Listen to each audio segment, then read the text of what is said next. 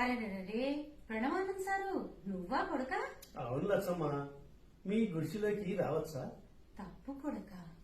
మా అసొంటి గరీబోళ్ల గుడిసెకు మీ అసొంటి గొప్పోళ్ళు ఇంట్లోకి రావద్దు.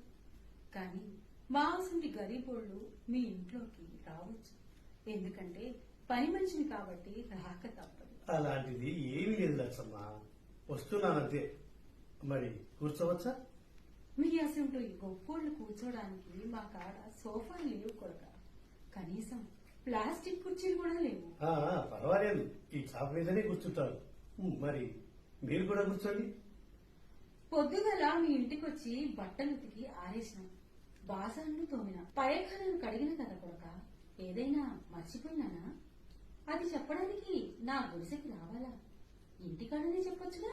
అది మా ఇంట్లో చెప్పే మాట కాదులే. ఫోన్ చేసి చెప్పొచ్చు కదా కొడక. అది ఫోన్ లో కూడా చెప్పేది కాదు. అంత రహస్యమా కొడక? ఏం నమ్ముచ్చడా? మా వదినకు నేను హర్నాథ్ గారితో రెండో పెళ్లి చేయాలని అనుకుంటున్నాను.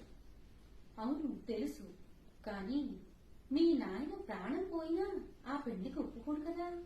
ఆ దేవుడు దిగొచ్చి చెప్పినా వినడు. కానీ మీరు చెప్తే వింటారు. ఆ ఇద్దరి పెళ్లి చేయాలని మీరు మా నాన్నను శాసించాలి.